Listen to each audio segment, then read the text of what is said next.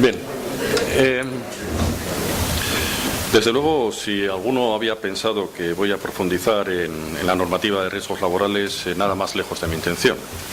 Ya en la presentación del curso se aborda el desarrollo normativo que tuvo lugar a partir del año 95, de la promulgación de la Ley de Prevención de Riesgos Laborales, y es algo que ha aludido nuestra consejera. Pero mi idea va un poco más allá. Va por poner en evidencia lo que a lo largo de estos años hemos ido constatando en el mundo de la prevención, y que son cuestiones que, o bien porque la sociedad y el proceso productivo ha avanzado, o bien porque en su momento no se vieron, pues nos plantean algunos problemas. Casi todo está regulado. Desde la propia Constitución, que atribuía la misión de velar por la prevención de la población trabajadora, por la prevención de riesgos laborales, hasta el Pilar Europeo de Derechos Sociales, que apareció a finales del 2017, pero bueno, creo que como saben, no tiene valor legislativo, es simplemente una declaración de intenciones y es un documento muy discutido. Pero todas ellas son normas que abordan la prevención de la población trabajadora, yo diría que sin restricciones, excepto la directiva y la ley de prevención, que establecen limitaciones que conocen sobradamente en el ámbito de las personas, en el ámbito de la población trabajadora, establecen espacios exentos, por así decirlo, o espacios no tan exentos. Pero el resto de las normas no hacen ninguna distinción en la población trabajadora. No dicen si autónomos con contingencias, si las empleadas de hogar, si los bomberos, si los servicios forenses, de protección civil, judiciales, policiales. No hay distinción. Incluso la propia Constitución, cuando dice velar, no dice excepto estos o excepto aquellos. Por tanto, llama la atención que una norma de nivel de directiva de la Unión y una ley pues se permitan apartarse del espíritu que el resto de la normativa contempla. Bien, es cierto que hay algunas cuestiones que han sido aprobadas, pero luego no han sido suscritas por el Estado, etcétera. Ahí andamos yo diría que esto es una especie de tobogán normativo, ¿no? Esto sí, esto no, a estos sí, a estos no. Creo que ese es el primer defecto que hay que subsanar. Para Osalan, que como ven es un organismo creado 2 años antes de la ley de prevención, se trata de herramientas. Con algunas herramientas podremos impulsar la prevención de riesgos laborales de una parte de la población trabajadora. Que nos queda otra parte exenta, bien, buscaremos otras herramientas. Porque tampoco nosotros tenemos limitaciones, tampoco para nosotros hay población trabajadora, en este caso de Euskadi, exenta del derecho a una prevención eficaz.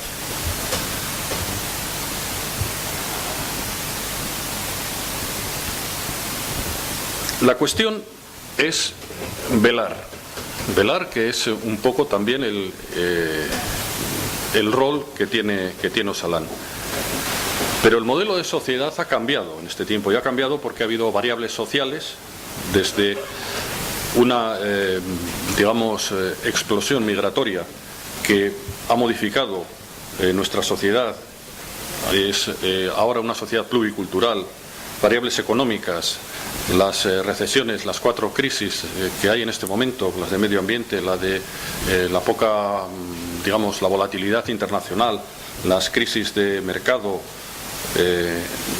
variables políticas en cuanto al enfoque de los problemas, variables administrativas, que coexisten en el tiempo con dinámicas, usos socioculturales y aceptación social. Es decir, realmente aquello que no conocemos no somos capaces de verlo. La frase no es mía, pero me viene muy bien para intentar explicar que si no somos conscientes de algo, difícilmente nos vamos a dar cuenta de que está ahí. Y esto es importante porque cada vez más nuestra sociedad, todos los integrantes de nuestra sociedad son más conscientes de lo que podemos permitirnos y lo que no podemos permitirnos, de lo que está al margen de la ley, contemplada como al margen de los derechos humanos. Y esto es la inseguridad laboral, evidentemente. Ya hay mucha más conciencia. Baste decir, y es un ejemplo muy claro, pero a la vez muy duro, la ley, tal como se aprobó en el año 95 y los sucesivos reales decretos, quizá hoy costaría más sacarlos. Yo creo que esa reflexión la han hecho ustedes alguna vez y yo la tomo prestada. Bien, entonces variables de este tipo y dinámicas configuran un determinado entorno de control social. Es decir, la sociedad afea al empresario que incumple la normativa de riesgos laborales, en tanto a la vez está poniendo en riesgo a sus trabajadores. La sociedad no tolera determinadas infracciones. Las instituciones disponen de una herramienta como la inspección de trabajo, que tampoco va a dar el visto bueno a una situación insegura y que además tiene esa capacidad sancionadora que ustedes conocen. Todo eso actúa sobre la inseguridad laboral como si se tratase de un globo. ¿Por qué? Pues porque desgraciadamente, si hacemos presión en una parte, tiende a adoptar otras expresiones. En definitiva, la entropía de control de todo este sistema viene en dependencia de todo esto que acabo de aludir.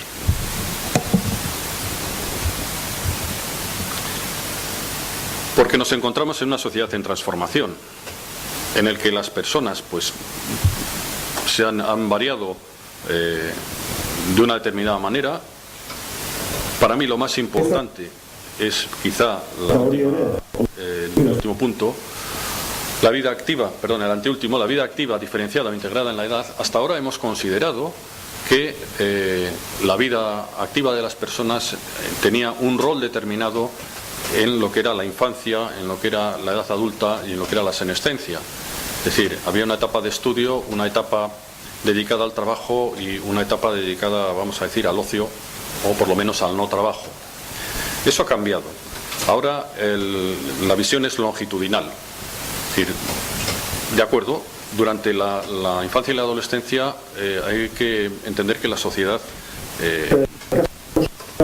la tarea fundamental que otorga a sus integrantes en este rango de edad, pues sea el estudio y la preparación para su vida adulta.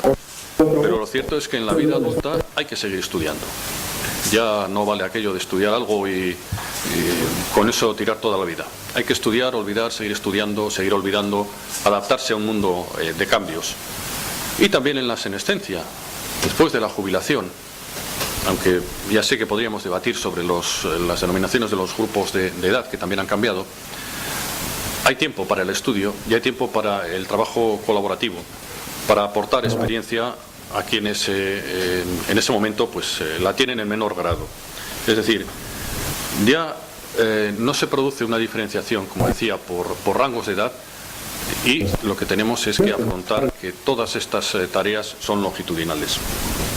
La unidad familiar, la variación, la sociedad si nos plantea algún tipo de cuestión. Hemos pasado de una sociedad basada en el sector primario, en el sector industrial, en el sector productivo, en el sector servicios, y ahora tenemos una arquitectura en red. Ya nadie es capaz de hacer por sí mismo todas las funciones que en el mundo de la industria se realizaban antes. Ahora la logística está separada, el mantenimiento está separado, la subcontratación, como decían, es un fenómeno que ha venido para quedarse. Y por lo tanto ya no hay un centro de decisión, ahora se trabaja en red. También hay una sociedad inteligente, que eso es lo que nos plantean los próximos desarrollos, y también hay una característica importante, me parece, entre las muchas de las que podríamos hablar, la integración de la discapacidad en el mercado laboral. Las personas discapacitadas no son ya personas que se les va a apartar, digamos, de acceder a una serie de oportunidades. Esta sociedad ha hecho un esfuerzo muy importante por una progresiva integración de las personas con discapacidad en el mercado laboral y en otro tipo de actividades. Y los espacios públicos pues también han variado. Todo esto tiene una serie de consecuencias y yo creo que las más importantes son las consecuencias secundarias en el ámbito de la administración, porque ya hay una pluralidad de interesados, una demanda de políticas. Hoy todo el día estamos respondiendo a políticas, a estrategias, a cuestiones y qué se hace en este ámbito, qué se hace en el otro ámbito. Políticas y seguimiento de las diferentes políticas. Hay una cooperación competitiva, ya nadie puede asumir, incluso en la administración no se pueden asumir con los propios recursos determinado tipo de tareas. Hay que abrirse a la sociedad, hay que cooperar con la sociedad y sus agentes. Las decisiones son colectivas. Y lo que decía la teoría de la acción comunicativa, por eso citaba a Habermas, es que se ha modificado la coordinación de poderes. Todos han oído aquello de los poderes ejecutivo, legislativo y judicial. Este filósofo planteaba que eso con el tiempo se ha estructurado en otros ámbitos. El poder comunicativo, el social y el poder administrativo. Algo con un sentido más amplio, pero mucho más real en lo que hoy vivimos que lo que implica la estricta separación de poderes del mundo de la política. Y en cuanto a los agentes que velan por la prevención, pues tenemos una arquitectura de servicios, afortunadamente, un incremento de la complejidad y del coste, se atenúa el poder simbólico institucional, una organización multinivel, nuevas oportunidades tecnológicas, en fin, creo que son cuestiones de todos conocidos. ¿Y hacia dónde nos llevan las normas? Las normas, aparte de lo que establecía la propia Ley de Prevención en su artículo 15.1, en relación a los riesgos, evitarlos, evaluarlos, combatirlos, ya lo saben ustedes sobradamente, y cómo se lleva a cabo la prevención, integrando la actividad preventiva, adoptando medidas preventivas y luego con un seguimiento a través de, fundamentalmente de los artículos 14 al 22 de la Ley de Prevención, pero bueno, no únicamente. ¿Y dónde nos sitúa la realidad? Pues la realidad nos sitúa en que en este momento las nuevas tecnologías irrumpen en el sector de la industria, en la energía, en la salud, en las telecomunicaciones, en las infraestructuras, en el transporte, en los servicios financieros, en el turismo. Este es un informe, es una imagen de un informe de Roland Berger, una consultora alemana, que se ha publicado, creo que tanto por comisiones obreras como por la Confederación de Empresarios, y que yo les recomendaría leer porque nos sitúa en un futuro muy próximo, es decir, porque estamos hablando de lo que ya hay a día de hoy. Y la proyección demográfica, porque claro, todo esto va con personas, la prevención va sobre personas. Pues la proyección demográfica es algo preocupante. Fíjense que el Eustat para el 2026 plantea que de 20 a 34 años hay 276 y ahora hay 295, pero me voy al 2018. O sea, va a reducirse. Y de 50 a 64 en 2018 estamos en 469 y vamos a pasar a 486. Es decir, es importante. No es una entelequia, no es que la sociedad envejece, ahí tenemos las cifras. Y aquí pueden sacar ustedes todo tipo de consecuencias. Habrá quien se incline por el tema de las pensiones, habrá quien se incline. Nosotros, desde el punto de vista de la prevención, nos inclinamos porque tendremos una población trabajadora añosa. Y eso nos tiene que llevar a otra reflexión, que es, no podemos sino adaptar el puesto de trabajo al trabajador, y si ese trabajador tiene más años, tendremos que adaptarlo a las limitaciones que tenga ese trabajador. Afortunadamente queda lejos eso ya de que no reúne las capacidades y, bueno, pues no cuento con esa persona. Pero esto es un hecho, y esto también hay que prestarle atención normativa. Trastornos a lo largo del ciclo vital. Este es un ejemplo. Por ejemplo, hablando en el ámbito de la salud mental, pues el ciclo vital de mujeres y hombres es diferente en cuanto a la presentación de determinadas patologías, vamos a decir, ordinarias. ¿Esto qué quiere decir? Que esto se presenta también en la población trabajadora y que tenemos que prestarle atención. Nuevas patologías psiquiátricas, dirán ustedes, anda, esto es extraño en este entorno. Pues no, porque se han irrumpido patologías que se denominan evolutivas, como el síndrome del ama de casa. No les voy a hablar de la doble tarea, el del jubilado. Claro, todos hablamos de que el paro es tal y es cual, y qué es esa situación que se produce, el paro para no volver al mundo laboral, la jubilación, por lo menos en un sentido genérico. El síndrome de los abuelos, con las nuevas formas de familia, el síndrome del cuidador, muy importante en el sector sociosanitario, Todo esto son cuestiones que nos tienen que mover a reflexión. Las mujeres y la salud en el trabajo. No son las mismas las condiciones de trabajo y su tratamiento para mujeres y hombres. Bien, me pueden decir que la ley de prevención tiene ahí un artículo que dice que las mujeres y tal. No, pero no nos podemos parar ahí. Eso hay que materializarlo normativamente en avances concretos, no en buenas voluntades, no en deseos, no en otra charla más que nos demos unos a otros, hablando de esta diferencia. Las mujeres y los hombres se concentran en determinados puestos de trabajo y se enfrentan a tipos de peligro específicos. Son como entes biológicos, como entidades biológicas son físicamente diferentes. También tienen diferentes responsabilidades en sus casas. Afortunadamente aquí caminamos a una situación de coparticipación en las tareas del hogar.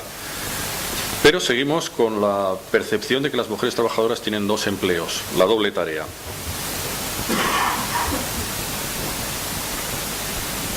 Les decía que son biológicamente diferentes. Los hombres, en general, en temas de prevención de riesgos laborales, son más propensos a accidentes de trabajo, a pérdidas de audición por ruido o afectados por la manipulación manual de cargas.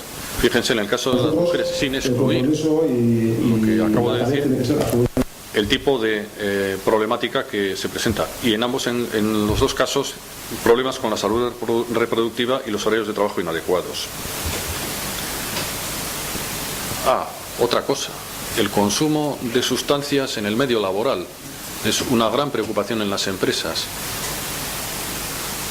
Habrá gente, como se dice en el informe de la COE del 2015, que un casi 70% lo hace porque le gusta y que pues un, no sé, 2% por problemas laborales, algo más por condiciones de trabajo, algo más por aburrimiento, algo más por problemas de relación, bastante más por influencia social. Es decir, no lo sé, porque los porcentajes es siempre algo tramposo. El caso claro es que por problemas laborales hay gente que consume, tiene una adicción, y por condiciones de trabajo hay gente que tiene una adicción. Y luego lo demás viene añadido, ¿no? Pero eso nos pone en otra pista, que es población trabajadora bajo la influencia de sustancias diversas. Estamos siempre con ese debate, con esa preocupación por todas partes, pero hemos sido incapaces de sentarnos en una mesa, todas las partes intervenientes, ese foro tripartito que nos gusta tanto sacar a relucir. Hemos sido incapaces, no voy a decir no por unos ni por otros, hemos sido incapaces de sentarnos para llegar a afrontar en conjunto un enfoque rehabilitador, pensando en la empresa como uno de los entornos en los que debe tener lugar la rehabilitación de este tipo de población trabajadora que tiene algún tipo de dependencia de sustancias, aunque bien saben que hay también dependencias en las que no hay sustancia y que son igualmente problemáticas. Y además el futuro está aquí. ¿Qué les voy a contar que no se haya dicho? Pues Big Data, redes sociales, vehículos autónomos, logística, sistemas ciberfísicos, etcétera. Bueno, pues esta es la realidad a la que nos encaminamos, y nos encaminamos porque la industria 4.0 es algo que estamos hablando de ello, pero tienen ya muchas empresas en el País Vasco que están no en cambio, sino están operando con estos patrones. Ha habido cambios en el mundo del trabajo de todo tipo. Yo creo que se han citado, como han mencionado, desde la globalización, se han citado los aspectos temporales, la extensión de la jornada laboral. Ayer mismo salían datos sobre que un determinado porcentaje de la población trabajadora del País Vasco excede su jornada laboral, trabaja más horas, y que en los últimos años ese porcentaje se ha doblado, etcétera. Creo que son consideraciones que hay que poner encima de la mesa, porque dirán, más jornada laboral, y yo les diré, más fatiga, mayor influencia al factor humano en la producción de accidentes. Pero luego hablaremos también de robótica, pero ¿saben ustedes eso de que el robot no coge gripe? Era no está poner en marcha y seguir 20... Corre y el robot sigue a su velocidad y yo estoy doblado. Y además tengo un problema en casa que me está comiendo la cabeza y estoy ahí en la línea de producción, en los cobots, en el trabajo online, robot persona, vamos a tener un problema. porque el robot no se cansa, no duerme. Pero por supuesto, útiles. Tiene otro tipo de errores. Pero piensen en eso.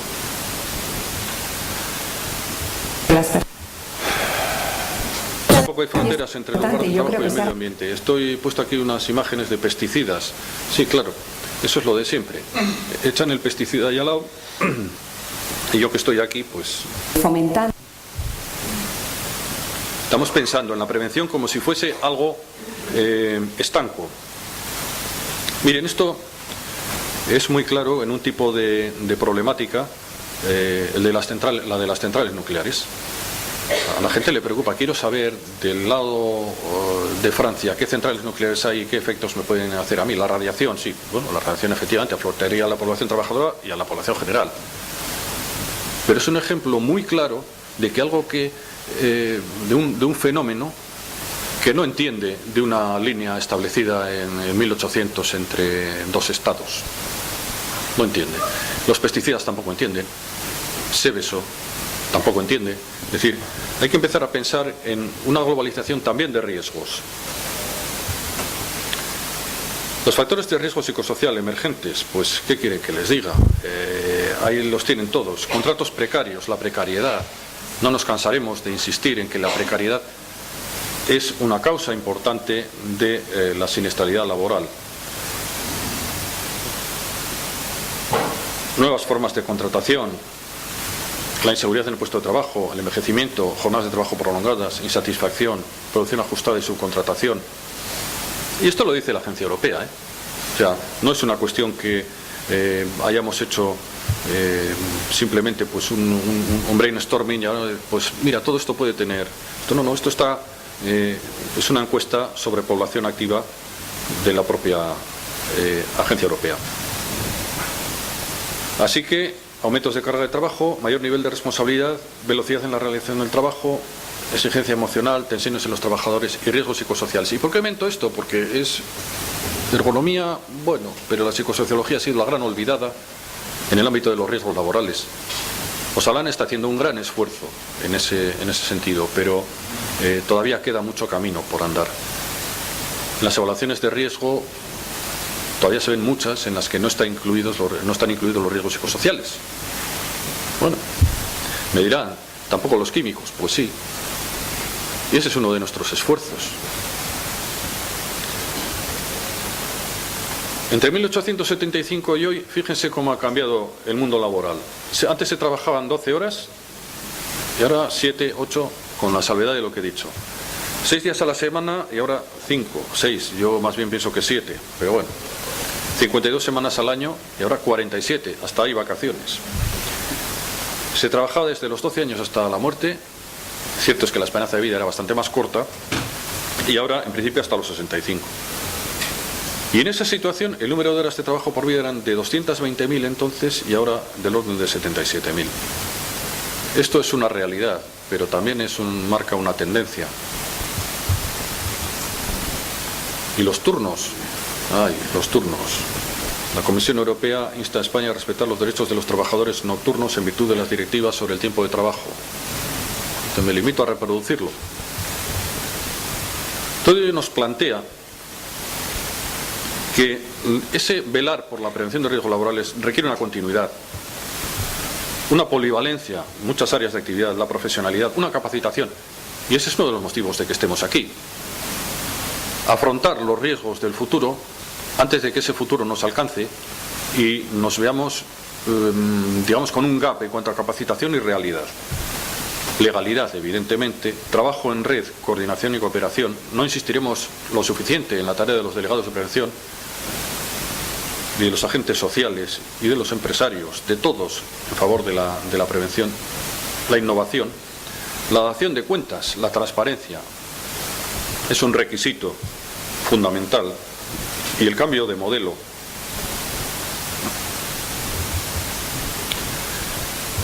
Envejecimiento que requiere no solamente el envejecimiento activo en el lugar de trabajo, sino gestionar la edad en el lugar de trabajo. Tenemos que dar un paso más.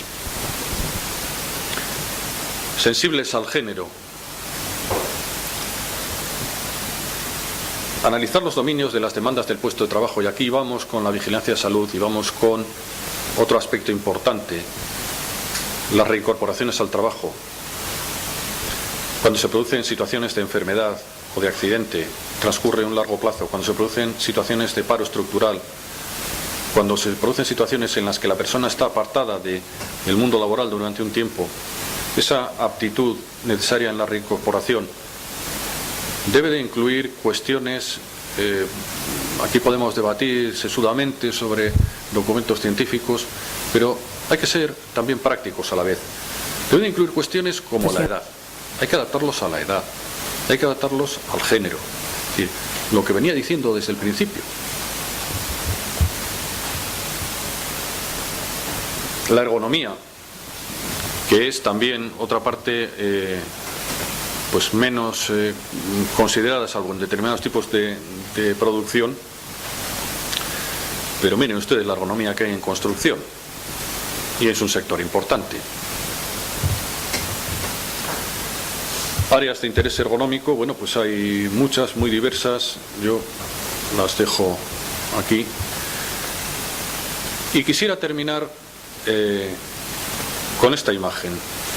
Si los riesgos presentan un frente de avance ante la población trabajadora, nuestra única respuesta para que esa población no esté sometida a los riesgos, para hacer una prevención eficaz, es articular las medidas legales, pero llevarlas a efecto, no seguir debatiendo. Las medidas legales que pueden ir frente a esos riesgos y pueden hacer retroceder ese frente de riesgos. La tecnología está para eso. Las políticas preventivas han de articularse para eso. La vigilancia de salud, el apoyo a cada sector, las buenas prácticas preventivas, la legislación o la regulación, la formación y la cualificación de trabajadores y técnicos de prevención, la seguridad en general considerada, el control de riesgos y la actitud del público.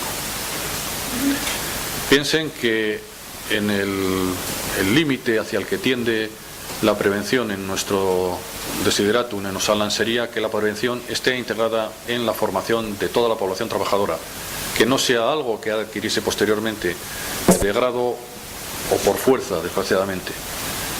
Que toda la gente, cuando va en formación profesional o va a la universidad, tenga la formación en prevención de riesgos laborales propia del ciclo formativo que ha elegido, no que sea después un añadido. Pues bueno, esto es todo y dejaremos paso a los participantes Muchas gracias. y la Diputación Foral de Guipúzcoa.